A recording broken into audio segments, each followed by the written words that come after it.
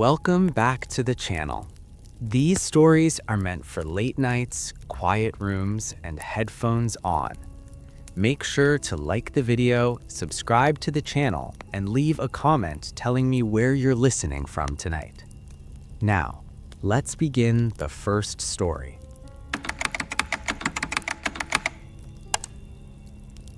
I used to love Easter, not in a religious way, just the feeling of it. The soft colors in store windows, the candy aisles, the way the air smelled different when winter finally gave up.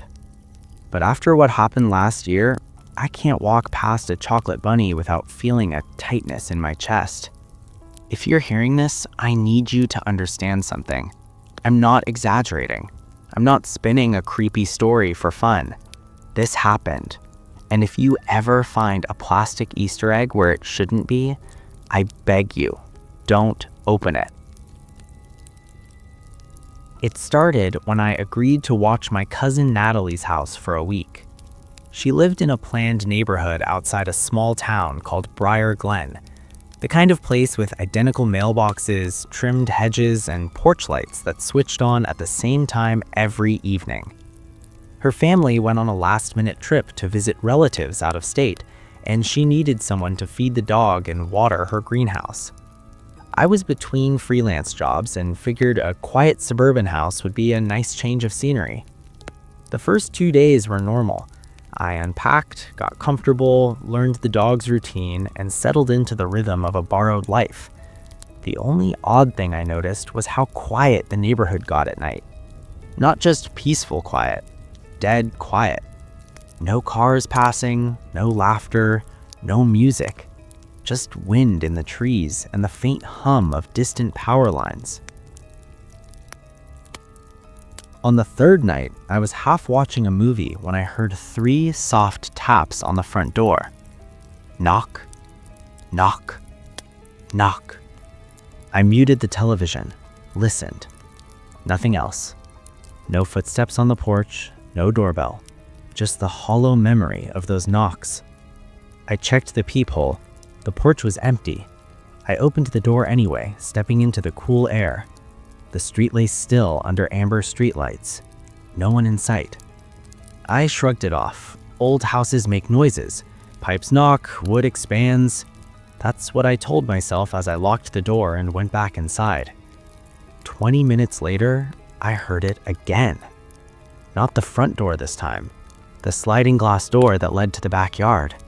3 slow taps. My stomach tightened. I stood, trying not to let fear turn my movements jerky. I walked into the kitchen, eased toward the blinds, and peeked out. Something stood on the patio. A person in an Easter bunny costume. Full body suit, white fur, pink belly, long upright ears. At first, I almost laughed. It looked ridiculous. But then I noticed the eyes. They weren't cartoon eyes. They were dark, glossy circles. Too deep, too empty. And the figure wasn't moving, not shifting weight, not breathing. Just standing there, staring straight through the glass at me. I flicked on the patio light. The patio was empty.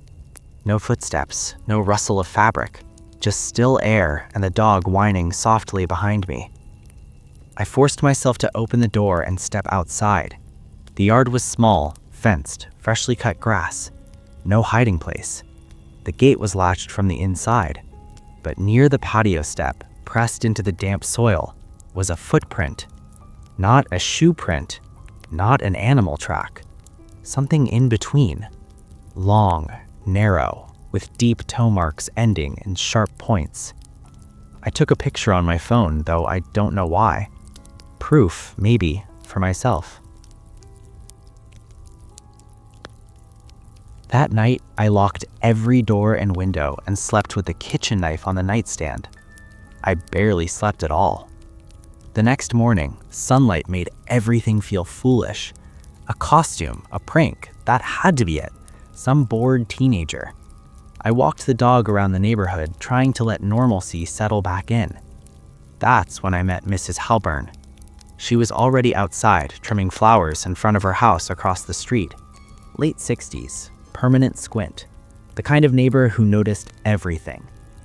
I casually asked if she'd seen anyone out late last night, maybe kids messing around, someone in a costume. She stopped cutting, looked at me, really looked. Then she said, "You saw the rabbit man." Not a question, a statement. My throat went dry. I laughed awkwardly and said I must have imagined it. She shook her head and went back to her flowers. "People don't imagine him," she said quietly. "He shows up around Easter, always has." I tried to press for more, but she just handed me a freshly cut daffodil and said, "If you value sleep, don't stay alone in that house tonight." I told myself she was an old woman feeding into small-town legends, but something in her tone stayed with me all day. That evening, I packed a small bag and decided to crash at Dylan's apartment in the city for one night, just to reset, get away from the quiet, be around noise and people. We ordered pizza, played video games, and watched bad horror movies and joked about jump scares. By 2 a.m., I felt normal again, grounded, safe. Then I heard it. 3 taps on the sliding balcony door. I froze. Dylan was asleep in his room. The apartment was on the 5th floor. No one could be on that balcony without climbing the building. Slowly, I walked to the blinds and lifted one slot. He was there. The Easter Bunny. Same suit, same stillness, same empty eyes. But this time, he held something. A bright pink plastic egg. He raised it slowly, tapped it against the glass 3 times. Tap, tap, tap. Then he opened his hand. The egg dropped to the balcony floor, and he was gone. No motion, no fade. One moment there, next moment, nothing. I ran to the balcony, yanked open the door, and stepped barefoot. Cold concrete, city lights below, empty air around me. No one, no movement, no place to hide. The pink egg sat near my foot. I picked it up. It was heavier than it should have been. I twisted it open. Inside was a single human tooth, a child's tooth. I dropped the egg and stumbled back, heart hammering, breath shallow. I woke Dylan, babbling about needing to leave, needing to go.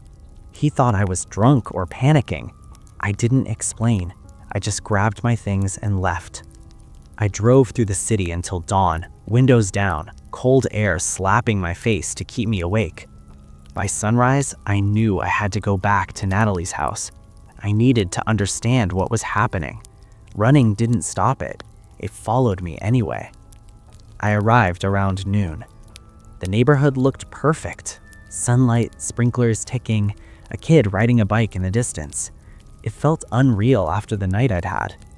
Inside, the dog greeted me normally, but the moment I stepped into the living room, he backed away and growled low in his throat, hackles raised, tail tucked. Then I saw them. Plastic Easter eggs. Dozens of them, scattered across the living room floor like someone had gently rolled them into place. They weren't there when I left. I picked one up, hands shaking, and opened it. Inside was a photograph. Me, asleep on the couch in this very house, taking from above, from an angle that meant someone had been standing right over me while I slept. I opened another egg, a lock of dark curly hair. Not mine. Another egg, a child's drawing in red crayon, stick figures, a house, a tall bunny standing behind a family, smiling. Another egg, tiny teeth. I dropped them. My stomach rolled, my vision swam. This was no prank. I called the police. An officer arrived, took photos, bagged a few eggs as evidence. He was polite, professional, but when I mentioned the bunny costume, I saw something change in his eyes. Recognition or discomfort. He asked if I had enemies, if anyone might want to scare me. I told him the truth. I keep to myself. I don't fight with people. I barely even date. I'm forgettable, ordinary. He nodded, said they'd look into it, and left. That night, I didn't bother pretending I'd sleep. I sat in the hallway with a baseball bat and the dog pressed against my leg, doors locked, curtains closed, every light on. At 3:33 a.m., the power cut out. Every light died at once.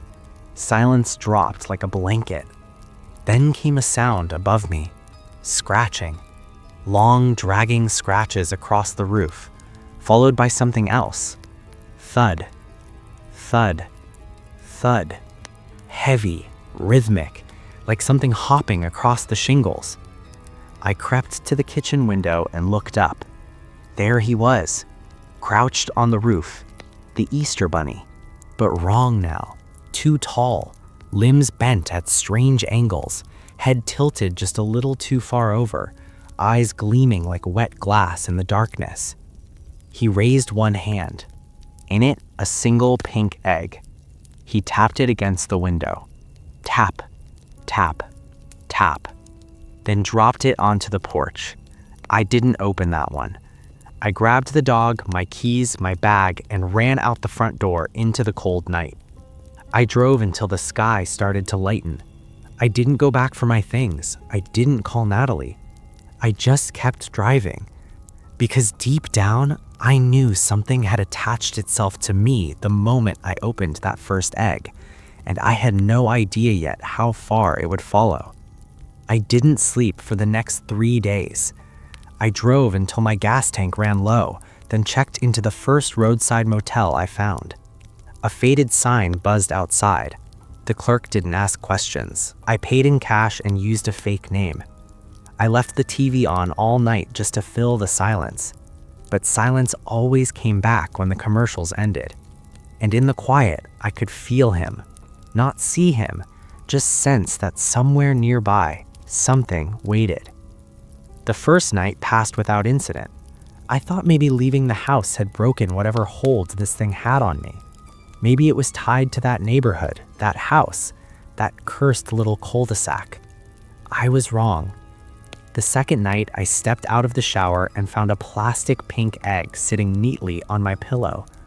The door had been locked, the window closed, no sign of forced entry, just the egg. I didn't touch it. I wrapped it in a towel, carried it outside, and threw it into the dumpster behind the motel. I watched it disappear into the trash like it was a live grenade. Then I went back to my room, locked the door, and pushed a chair under the handle. When I woke in the morning, the egg was back, sitting on the nightstand, dry, clean, untouched. That's when I knew running wasn't going to save me. Over the next few days, the eggs kept appearing on the passenger seat of my car, in the corner of my motel room, once inside the mini fridge, always the same bright pink plastic, always waiting. I stopped opening them, but the dreams started anyway. At first, they were harmless, just flashes of bright colors, pastel skies, perfect green grass, white fences stretching forever. Then I started seeing him, at the end of long garden paths, standing between plastic flowers, watching. Every time I tried to run, my legs moved too slow, like I was underwater.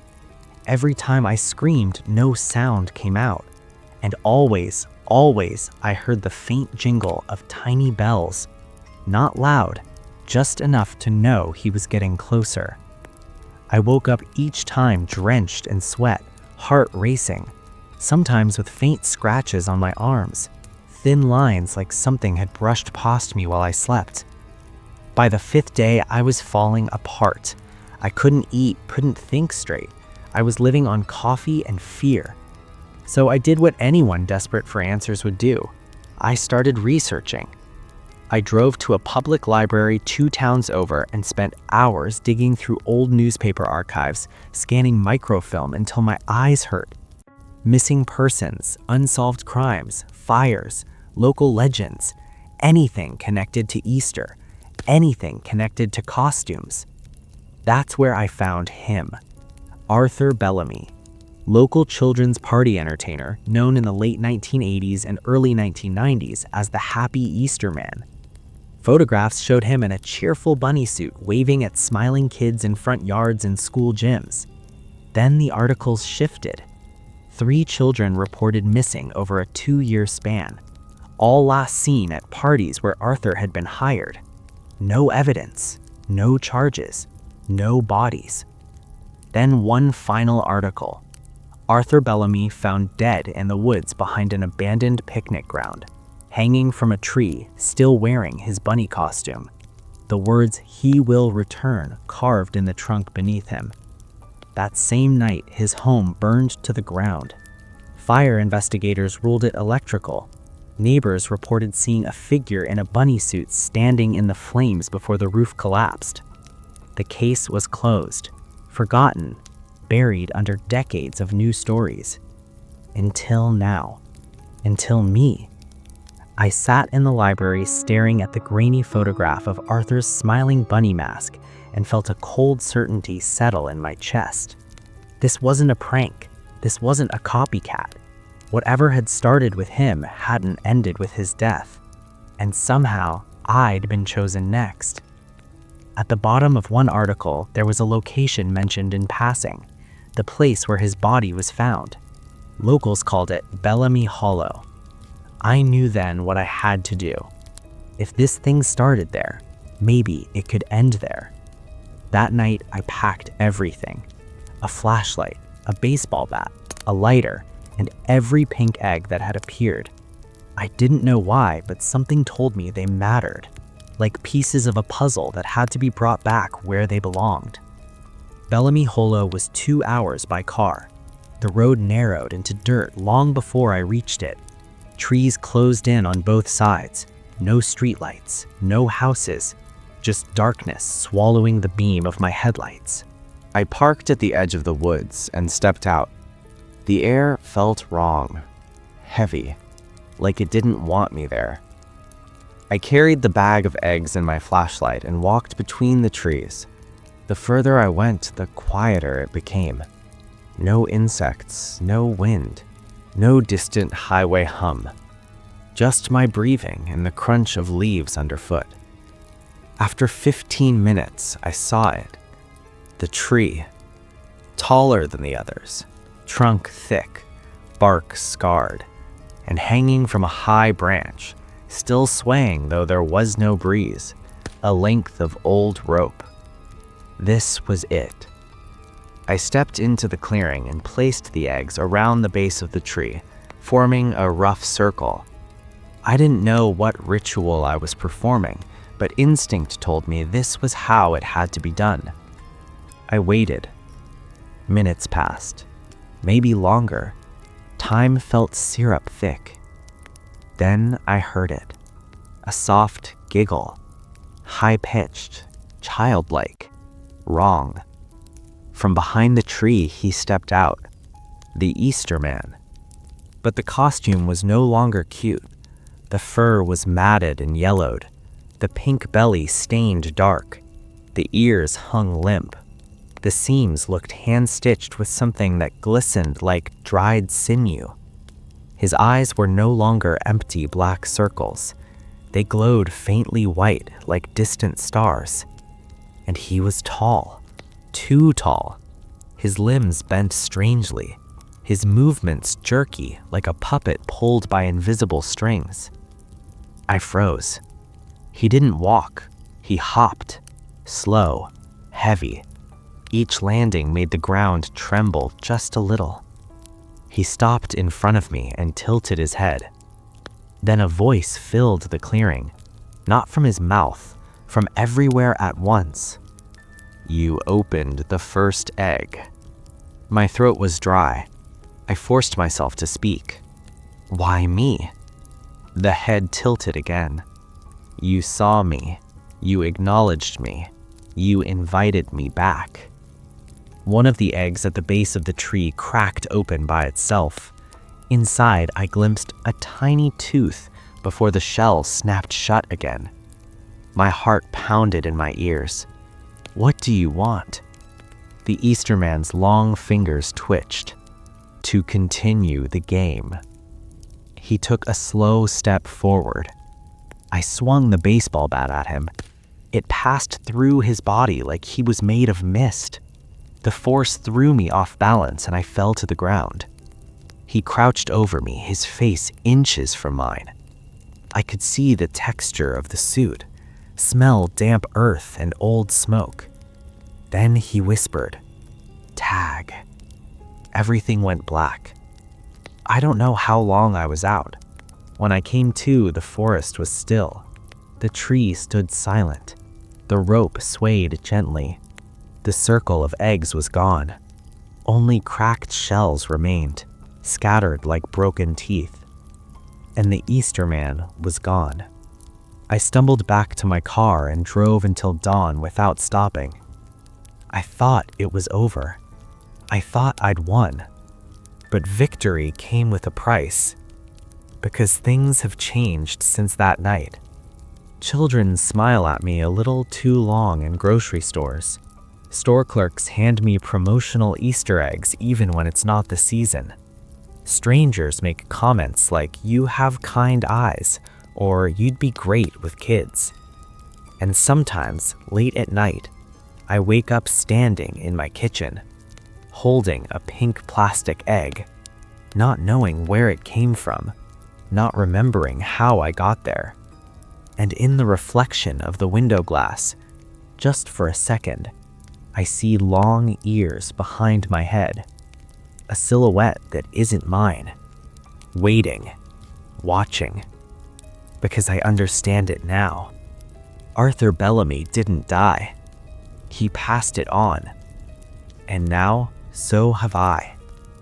So if one night, close to Easter, you hear 3 taps on your door, if you look outside and see a bunny standing perfectly still, if you ever find a pink plastic egg in a place it shouldn't be, don't open it, don't acknowledge it, don't invite it in, because once the game starts, it never truly ends. And sooner or later, everyone gets a turn.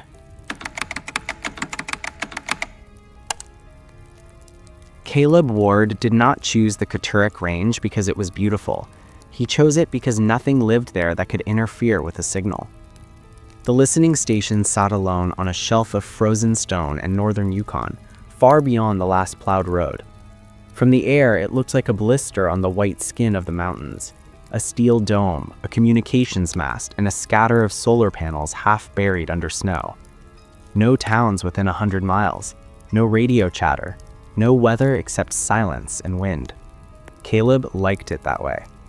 He was a theoretical astrophysicist by training, but the station required less theory and more endurance. 12-hour monitoring shifts, equipment calibration, endless nights staring at spectral graphs and background noise. His assignment was simple on paper: monitor deep space microwave background radiation for irregularities, anything that didn't belong. Most of it never did. Caleb was 39, socially absent and painfully methodical. He spoke rarely, even to the weekly check-in coordinator in Vancouver.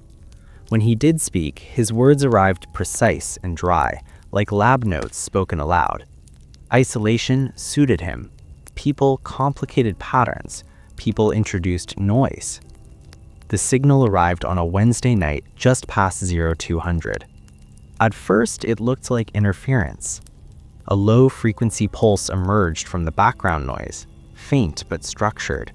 Caleb leaned forward in his chair, eyes narrowing as he rerouted the feed through auxiliary filters.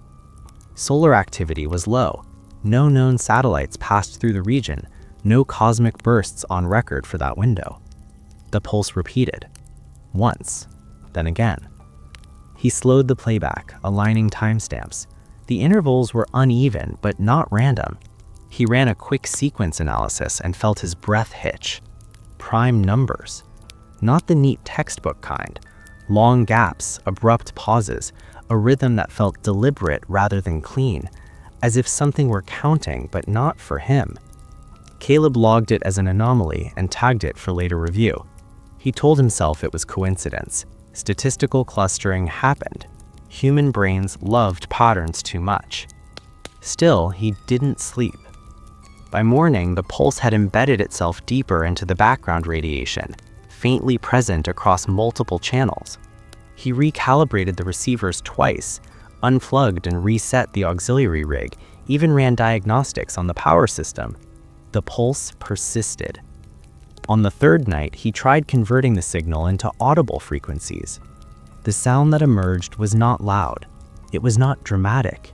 It was a pressure, a low, dragging vibration that made his teeth ache and his stomach tighten.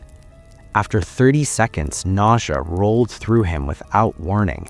He cut the feed and stumbled away from the console, palms pressed to the steel wall as his vision dimmed. He vomited into the sink. Caleb did not log that part. Sleep became unreliable. When he did manage it, his dreams filled with empty space. Not stars, not galaxies, just depth, vast, featureless voids that seemed to lean toward him, collapsing inward without motion. He woke each time with the sense that something had been watching him from a distance too large to measure. The station changed in small ways. Clocks skipped seconds, then corrected themselves. Shadows bent at the wrong angles when he passed under the overhead lights. Frost crept across the windows in branching patterns that looked less like ice and more like diagrams. When he traced them with his finger, the lines felt warmer than the surrounding glass. On the sixth night, he heard his name. It came through the audio logs. Caleb was reviewing the previous night's recordings, isolating the pulse across different bands. The room was silent except for the hum of equipment. His headphones crackled softly as the playback reached the final minutes. Then, beneath the signal, distorted and faint, a whisper threaded through the static. "Caleb." He froze. He replayed it, slowed it down, filtered out the background noise. The whisper remained, warped but unmistakable. The cadence was wrong. The pronunciation stretched, like someone learning how to shape a sound they had never used before. He stood and searched the station, heart pounding. Every room was empty. The wind battered the dome from outside, but no human footprints marked the snow beyond the airlock. The stray dog growled. It had wandered in 2 weeks ago, a thin gray mutt with one torn ear and wary eyes. Caleb had meant to chase it off. Instead, he left food by the door. The dog stayed. Now it stood rigid near the equipment racks, hackles raised, staring at the far corner of the control room. Its teeth bared at nothing. Caleb followed its gaze. Nothing was there. That night, he began recording voice memos. His tone shifted as the days passed. At first, clinical, hypotheses, possible explanations, environmental hallucinations induced by isolation and low-frequency exposure. Then speculation. "The signal isn't sound," he said into the recorder, voice hoarse. "Sound is just how it passes through us. I think it's alignment, a kind of intent. It's not transmitting information, it's introducing itself." The machines pulsed even when powered down. Caleb discovered it by accident. During a scheduled reset, he shut down the main array and disconnected the auxiliary receivers. The room fell quiet, lights dimming to emergency levels. The pulse continued. A soft rhythmic thrum vibrated through the floor, through the metal walls, through his bones. The monitors flickered to life without power, lines of data scrolling in time with the pulse. He backed away, breath shallow. The dog whimpered and hid under the console. Caleb didn't wait for confirmation. He didn't file a report. He packed his drives, his notebooks, and the portable recorder. When he left the station at dawn, the dome behind him hummed softly, like something breathing in its sleep. His destination was Seattle. His sister, Lena Ward, lived there. They hadn't spoken in years. She was a cognitive neuroscientist, sharp and skeptical, with little patience for Caleb's silences. When he called her from the airport, his voice shook enough that she listened. He arrived with hollow eyes and shaking hands. Lena dismissed his claims at first. Isolation psychosis, sensory deprivation, low-frequency exposure causing auditory hallucinations. She said all the right words. She said them gently, Then she listened to the recording. The seizure lasted 42 seconds. Caleb held her as her body convulsed, knocking over a chair, the recorder clattering to the floor. When it ended, she lay gasping, eyes unfocused, fingers twitching against the carpet. She didn't remember the sound. That night, she drew spirals in her sleep. Caleb woke to the scrape of charcoal against paper. Lena sat at the kitchen table, eyes closed, sketching complex glyphs with shaking hands. The shapes twisted inward, looping back on themselves in ways that made his head ache to follow. "Lena," he whispered. She didn't answer. The room became wrong. Rooms felt larger on the inside. Reflections lagged behind motion by half a second. The television flickered with static that resolved into faces when Caleb wasn't looking directly at it. The pulse threaded through the plumbing, through the light fixtures, a sound just below hearing. The dog, now sickly and twitching, scratched at the bedroom wall until the paint peeled away in curling strips. Beneath it, the drywall bulged outward, warm to the touch, veined with dark lines that pulsed in time with the signal. Behind it was a tunnel. It stretched impossibly far, walls slick and breathing, swallowing the light of Caleb's phone within a few steps. Something moved inside it, not forward or back, but sideways, slipping between moments. Caleb stepped in only long enough to understand that it was real. When Lena woke the next morning, she looked at him with unfamiliar eyes. "It's inside me now," she said calmly, mid-sentence, as if continuing a thought he'd never heard. Caleb knew then that the signal had never been a message. It was a carrier, and it had crossed over. Caleb stopped trying to explain the signal to anyone who hadn't heard it. After Lena's episode, doctors used familiar words: stress response, undiagnosed epilepsy, shared delusion. They ran scans, blood tests, sleep studies. Everything came back inconclusive. Lena was discharged after 48 hours with a prescription she never took and a warning to reduce screen time. She smiled too much now. At home, she spoke in fragments, not nonsense exactly, more like half-finished thoughts, sentences that curved away from meaning at the last second. "It doesn't move forward," she said one night, staring at the darkened television. "It folds."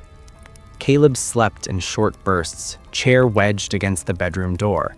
The tunnel behind the wall had sealed itself, leaving only faint discoloration in the paint, as if it had never been there. But the sound remained, a low, patient rhythm beneath the building's ordinary noises. The dog worsened, its eyes clouded, body jerking with small, involuntary spasms. Sometimes it stared at corners and whimpered.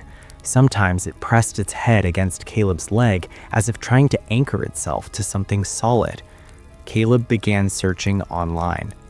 He didn't know what he was looking for at first. He just followed threads, dead forums, archived posts, comment sections where people spoke in riddles and half-confessions, mentions of patterns in the noise, voices and background radiation, the silence between stations. Eventually, a phrase repeated often enough to stand out: the null choir.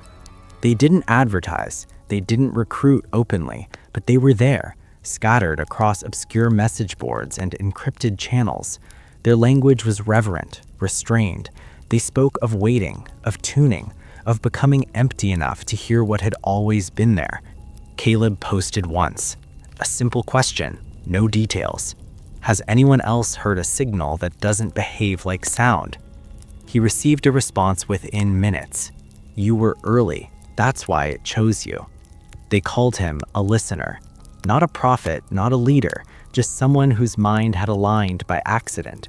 They believed the universe contained an underlying silence, not absence, but structure, a presence defined by collapse rather than creation, entropy given awareness.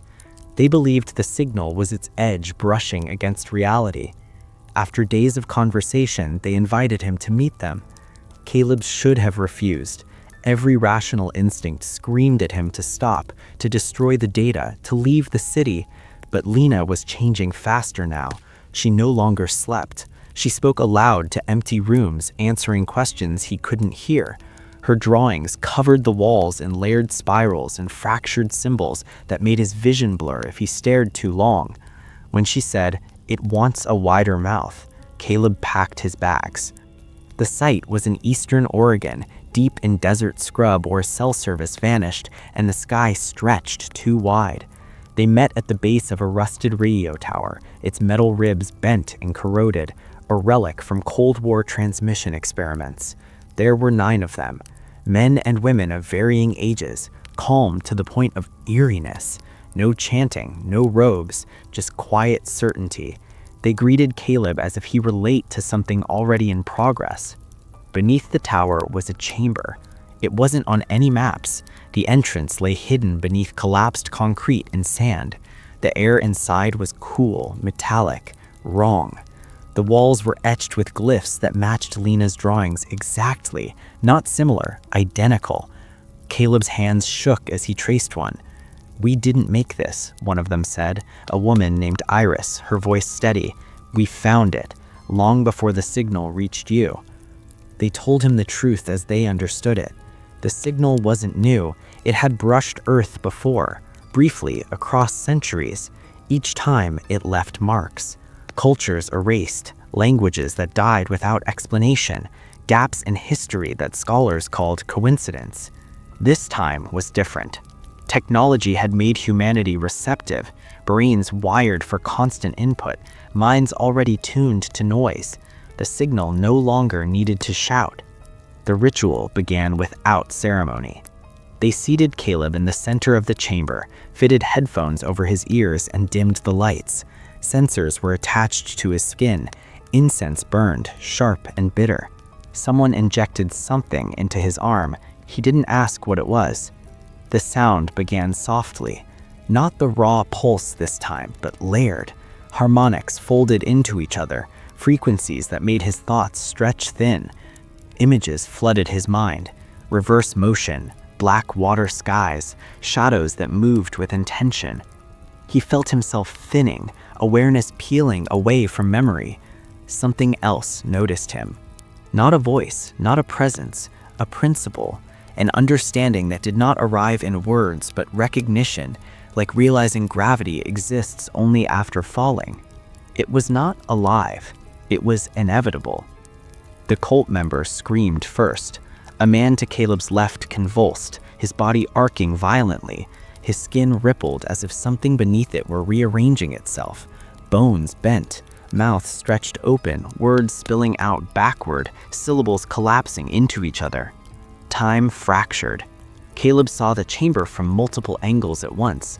Iris shouting, someone running, blood pooling where it shouldn't, the walls pulsing, glyphs glowing faintly. The sound surged. Then everything went black. Caleb woke on his apartment floor. No memory of the journey back, no memory of leaving the desert. His arm burned. When he rolled up his sleeve, words were carved on his skin, already scarred and healed. "You are the mouth." The world outside had begun to slip. News reports spoke of isolated incidents, people vanishing mid-step, traffic cameras capturing frames where time blurred, clouds forming impossible spirals before dissolving. Lena watched it all with detached interest. "It's adjusting," she said, "learning how dense things are here." Satellite images began returning static over certain regions, black voids where geography should be. Authorities called it interference, software errors. No one admitted how fast the blank spaces were growing. Caleb returned to the listening station. The flight north felt unreal, as if he were watching himself through thick glass. When he reached the Kittarak Range, the station was no longer a structure. It had collapsed inward. Metal bent like softened wax, walls fused together, organic matter veining through the wreckage, pulsing in the familiar rhythm. The signal was everywhere now, loud enough to feel in his teeth. Inside, he found himself, older, burned, eyes flickering with static. "You're late," the other Caleb said softly, "but it doesn't matter. We always are." He explained without emotion. The visitor did not exist in time. Every attempt to stop it had already happened. Every version of Caleb who heard the signal eventually chose to merge, to guide, to translate. "You think you're original," the other Caleb said softly. "You're just a draft." Above them, the sky began to tear.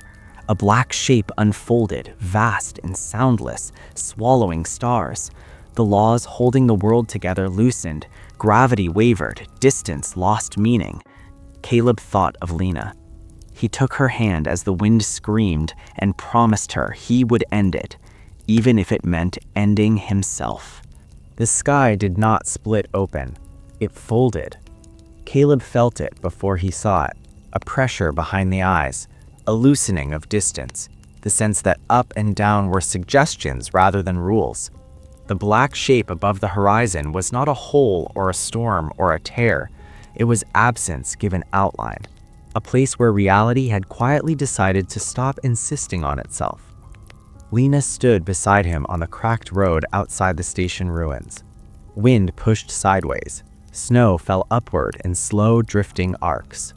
She looked calm, too calm.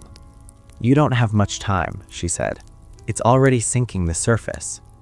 Caleb watched the clouds stretch into spirals, each one rotating at a slightly different speed. Somewhere far away, something boomed, not with sound, but with displacement. Buildings groaned, mountains bent. "You're still you," he said, unsure if it was a question. Lena smiled, and for a moment it was his sister again, the one who used to argue with him over breakfast, who teased him for hiding behind equations instead of people. "I'm still me," she said. "I'm just wider."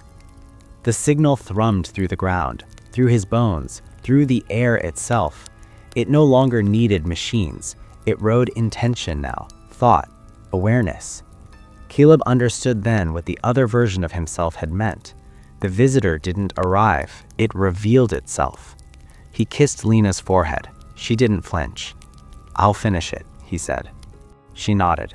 "You always do, eventually." The shape in the sky deepened, darkening not by color but by subtraction. Stars behind it dimmed, then vanished entirely, as if erased rather than obscured. The wind pulled inward now, toward the absence. Caleb stepped forward. The world did not resist. Crossing the boundary felt like forgetting how to breathe. There was no sudden sensation of movement, no falling, no light. The universe simply thinned. The rules that defined edges and duration softened until they no longer applied. He was inside. Time fractured immediately. Caleb stood in the listening station as it had been years ago, clean, intact, coffee cooling on the desk, the low hum of equipment. Outside the window, the Alaskan night stretched infinite and quiet. Then he was a child again, sitting on the floor of a small apartment counting the cracks in the ceiling while his mother coughed behind a closed door. The air smelled of antiseptic and something sour. He remembered thinking that if he counted carefully enough, nothing bad would happen. Then he was older, at the funeral, snow falling straight down this time, Lena gripping his hand so tightly it hurt, neither of them crying, both of them listening to the silence between words. The memories overlapped, merged, bent. The listening station bled into the apartment. The desert tower rose through his childhood home. The tunnel behind the wall opened again, longer now, wider, its interior filled with moving shadow. The visitor watched, not with eyes, with alignment. Caleb became aware of it not as a being, but as a structure, a vast shifting principle woven through collapsing realities, a force defined not by hunger or cruelty, but by inevitability. It was entropy given coherence, silence learning how to notice itself. It spoke without language, not words, not sound, recognition. You are fragile because you persist, it conveyed. You suffer because you continue. I am what happens when continuation ends. Caleb felt no fear, only grief. You don't hate us, he said, or thought. You don't even care. Correct, came the reply, in the way a law of physics answers a falling object. The visitor showed him what it offered, a universe without friction, without decay as loss, a merging of all things into stillness. No suffering, no striving, no time to betray memory. Everything resolved into quiet completeness. Caleb understood why every other version of himself had failed. It was tempting. Peace always is. "I can't let you in," he said. "You already have," the visitor replied. "You are how." He saw it then.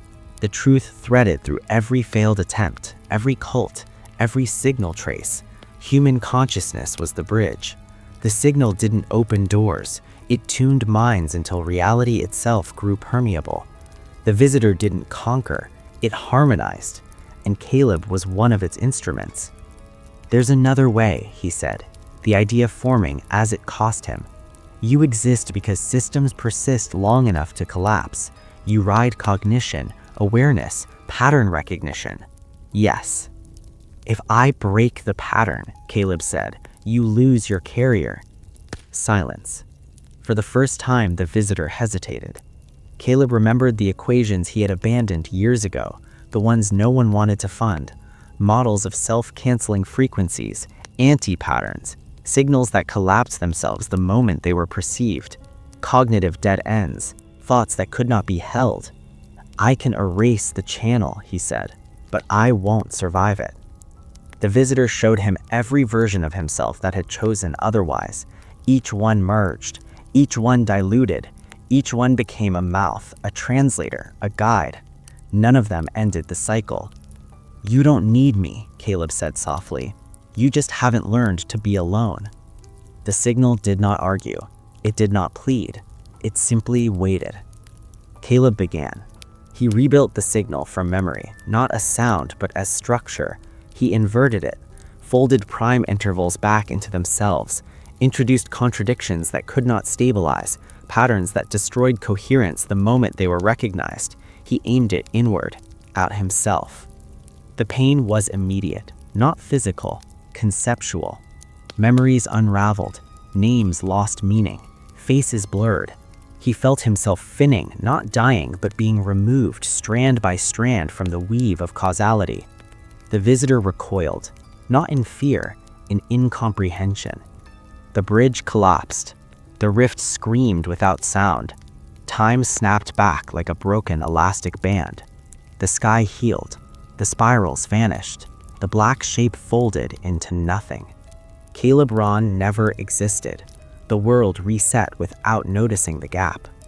People woke with headaches they couldn't explain. News reports quietly corrected themselves. Satellite images returned to normal.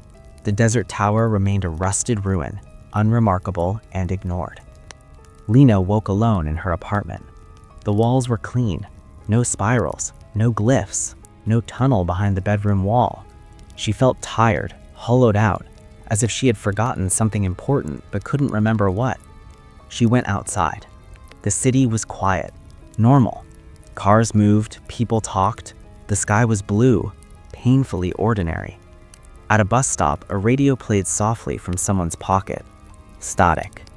Just for a moment, a faint rhythmic pulse slipped through the noise, barely noticeable, almost comforting. Lena paused, hand tightening around her bag. Then it was gone. She frowned, unsure why her chest felt heavy. Somewhere far beyond perception, something waited. The void was patient. It only speaks when you are ready to listen.